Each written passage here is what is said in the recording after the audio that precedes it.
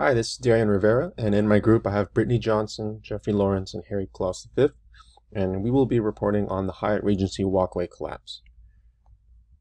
So the construction of the Hyatt Regency began in 1976. The plans for the hotel consisted of 750 guest room tower, a 4-story open atrium, and a top floor revolving restaurant on the 45th floor. In the atrium, what was installed were 3 hanging walkways made of glass, steel, and concrete. These were suspended across the atrium, which connected the opposite sides of the 2nd, 3rd, and 4th floors. And the 2nd floor walkway was placed directly below the 4th floor walkway. The 2nd floor was designed to share supporting structures with the 4th floor.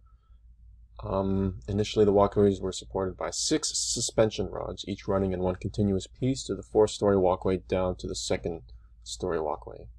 And the walkways were approximately 120 feet long and weighed approximately 64,000 pounds each. So we were already seeing some design flaws with the suspension. Here we have a picture of the original design on the right and then the new design. So what had happened was the 2nd and 4th walkways share supporting rods with which the floor beams would be secured to by nuts that screwed in from the bottom. The original plan required the support rod that had threading the entirety of the length of the rods, so basically only 2. But some last-minute changes were used to the rod system to simplify the fabrication of the supporting rods. This would prove to be the major flaw. So this was an attempt to simplify the process, where the designers altered the design of a 2-rod system, where the rods of the 2nd floor would attach separately to the 4th floor beams.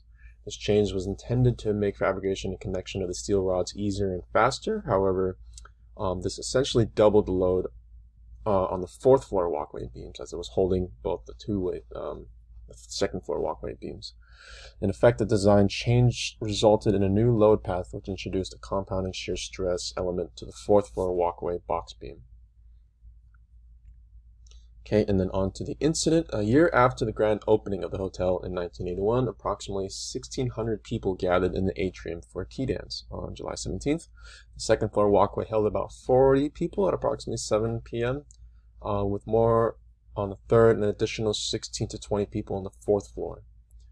Guests heard popping noises and a loud crack moments before the 4th floor walkway dropped several inches, paused, then fell completely onto the 2nd floor walkway. And both walkways then fell to the crowded lobby floor. Essentially, what had happened was one of the connectors on the 4th floor walkway failed, as the weight of the 4th and 2nd floor walkway separated the box beam and pulled the beam loose of the nut and washer of the supported rod. The jolt of these connectors breaking free caused a progressive failure of each of the remaining 5 connectors, and resulted in the collapse. The rescue operation lasted 14 hours, with the survivors buried beneath tons of steel, concrete, and glass from the walkways. Volunteers responded to an appeal and brought jacks, flashlights, compressors, whatever they could use. They also brought cranes and forced the boom through lobby windows to lift debris. And in the end, a total of 114 people were killed and 216 injured. So following the incident, we had an investigation by the NBS after the incident determined that the proximate cause of the collapse was a failure of the walkway box beam at the support rod connection. So the box beam had basically split open along the weld, and this allowed the nut and washer on the support rod to slip through the beam from all the weight. In fact, the box beams on the 4th floor had already begun to yield even before the increased weight by the spectators. So the weld in the 4th floor box beam had ruptured, allowing the beam to further yield and bend upward under the weight of the 2 walkways. This bent too far, and then once the first connection failed, all the others just almost immediately failed afterwards. National Board of Standards final report cited structural overload resulting from design flaws where the walkways had only minimal capacity to resist their own weight. In fact, afterwards, it was concluded that they would have failed with 1/3 of the occupants' weight that was on the walkways that night. In the original design, the beams of the 4th floor walkway had to support only the weight of the 4th floor walkway, with the weight of the 2nd floor walkway supported completely by the rods. In this revised design, however, all of the 4th floor beam supported all of the walkway weight, but in reality it was only strong enough to support 30% of that load. And this was basically a result of poor communication between engineers and planners. The GCE management failed to retain a safety-critical design information when two key structural engineers left the company mid-production.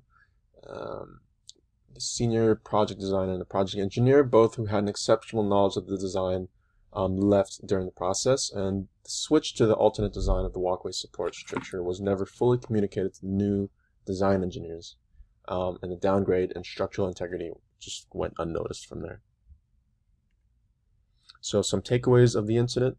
One thing was for sure is the lack of accountability on all parties involved in the construction of the walkways ultimately led to the collapse. So during the construction in 1979, the atrium roof had collapsed, prompting for an on-site inspection of the entire site. 3 different requests were denied due to the additional costs. And evidence showed that the architects asked the engineers multiple times if they had checked the details, and they were assured every time that it was checked. Even a workman noticed that when he was working on the walkways, he noticed the design flaw, but instead covered it up with sheetrock drywall and did not report it to anybody. Another thing to note is that every project should have a clear documented quality review process. During the subsequent administrative trial, the court treated the failure of the design team to make the final check of the connection as proof of their negligence, and a policy that was surely intended to reduce the engineer's exposure ended up increasing it. And when there are changes in personnel, steps should be taken that ensure a smooth transition and full transfer of knowledge about the design activities leading up to the personnel change. So even these small, seemingly insignificant changes in the concept, just from like the design of the rods, this should all be handled through a process that compels participants to focus on potential issues. And in conclusion, the Hyatt Regency walkway collapse, which was a completely avoidable event after looking at all the factors, remains one of the worst civil engineering disasters in U.S. history. The disaster contributed many lessons and reforms to engineering ethics and safety and to emergency management, and it also remains a model for engineering ethics, hopefully to never be repeated again. And that concludes my presentation, or our presentation, and this is our works cited.